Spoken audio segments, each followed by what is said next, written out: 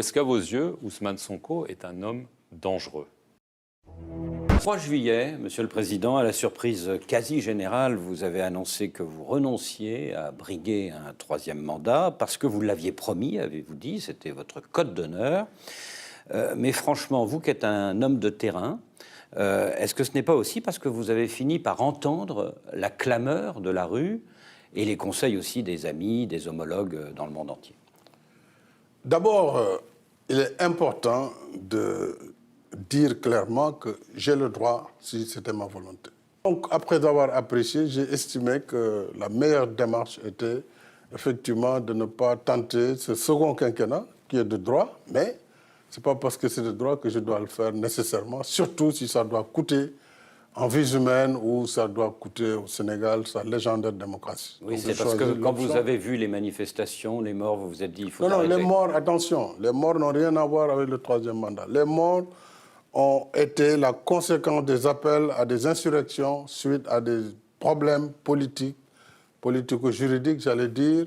C'est sur cette base qu'il y a eu des morts. Il n'y a jamais eu de manifestation contre le troisième mandat qui a entraîné un seul mort. Ça n'existe pas. Donc il ne faut pas qu'on mélange les sujets. Macky Sall ne se contredit-il pas ici? Ne venait-il pas de dire que, parce qu'il a jugé que sa candidature pourrait coûter en vie humaine, il y a renoncé? Alors, Ousmane Sonko, le président du PASTEF, a donc été condamné à 2 ans de prison pour corruption de la jeunesse. Il était en prison. Il est également poursuivi pour appel à l'insurrection, association de malfaiteurs en lien avec une opération terroriste. Alors, est-ce que, comme il le dit, c'est une cabale politique pour écarter un rival sérieux, ou est-ce qu'à vos yeux, Ousmane Sonko est un homme dangereux? Son dossier est pendant devant la justice. Je me défendrai de faire un quelconque commentaire là-dessus.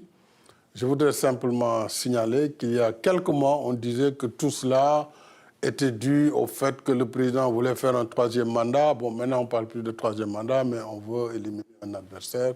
Ce sont des arguments qu'on peut entendre toujours sur la scène politique. Mais en ce qui concerne le dossier judiciaire, je ne ferai aucun commentaire. Il est pendant. Et par conséquent, en tant que chef de l'exécutif, je ne peux pas me prononcer sur les affaires de la justice. Dans votre entourage, on entend parler d'accusations assez graves à son encontre, pas seulement juridiques, mais aussi d'associations peut-être avec la mouvance islamiste. Ça, ce n'est pas dans mon entourage, c'est des faits que tout le monde connaît. Donc, je pense qu'en tant que journaliste même, vous devez vous informer pour savoir les tenants et les aboutissants.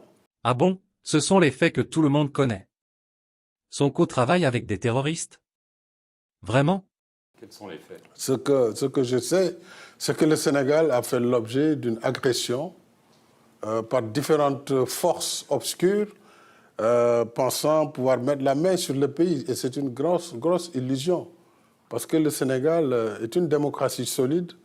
Et moi, je veillerai personnellement jusqu'à ce que je rende le pouvoir à ce que ce pays ne soit pas déstabilisé, et quels que soient les auteurs ou leurs complices.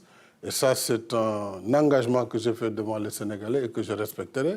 Maintenant, la justice, dès lors qu'il y a eu des chefs d'accusation, aura l'occasion de revenir sur tel ou tel fait. Mais je ne veux pas commenter vraiment un dossier qui est pendant. Mais des forces obscures, vous voulez dire des forces islamistes? C'est ça que vous voulez dire? Il y a des forces islamistes, il y a des forces politiques, y compris en France. Donc c'est un conglomérat d'intérêts qui pensaient mettre la main sur le Sénégal. C'est une illusion et ils ont échoué lamentablement. Outre Ousmane Sonko qui est condamné en justice et qui donc est déclaré inéligible, il y a son parti, le PASTEF, dissous, qui est dissous depuis quelques semaines. Absolument. Et du coup, la société civile proteste. Quelle société civile? Vous avez par exemple un rapport de la plateforme Civicus Monitor qui dénonce, je cite, un rétrécissement de l'espace démocratique et des libertés publiques. Si l'élection... D'abord, je ne connais pas cette organisation. C'est la première fois que j'entends parler de cette société civile. Mais pour faire simple, si l'élection les partis politiques de février n'est pas inclusive, est-ce qu'elle ne mais risque elle est pas, inclusive. En quoi elle n'est pas inclusive? D'être chaotique? Non, comment elle peut être chaotique? En quoi elle sera chaotique?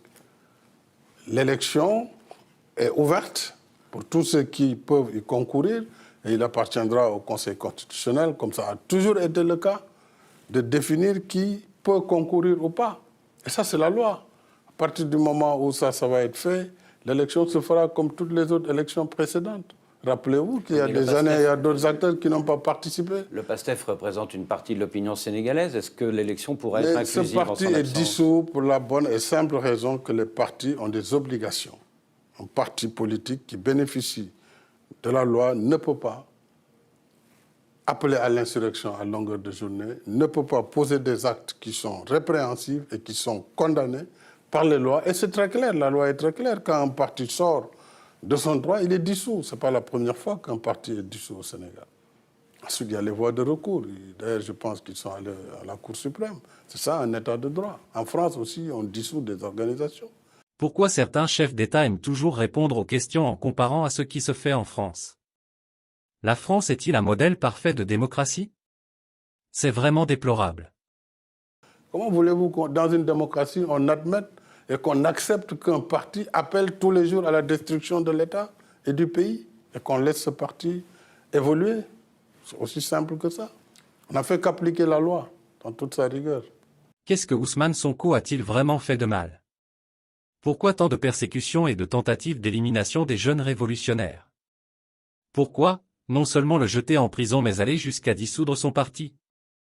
Comment comprendre que celui qui a voyagé 2 fois de suite en Russie pour négocier la paix, opprime-t-il les fils de son pays? Ne peut-il pas avoir de la dignité et plus de hauteur pour prendre de sages décisions qui vont concourir à la paix dans son propre pays? Vous remarquerez que dans tout cela, la CEDEAO est absent. La communauté internationale ne dit rien. Tout le monde attend que les choses dégénèrent, ou qu'il y a un coup d'État pour commencer à prendre des sanctions ou menacer d'intervenir militairement. Ça fait vraiment mal de voir tout ce qui se passe dans nos pays. Macky Sall croit que le calme apparent présent actuellement au Sénégal est à sa faveur. Mais je crois qu'il se trompe et qu'il ferait mieux de prendre les dispositions pour assurer une transmission paisible du pouvoir. Rien ne vaut la mort d'un individu. Tous nos vœux de paix au Sénégal et à toute l'Afrique. Dieu protège Sonko et permette qu'il retrouve sa liberté.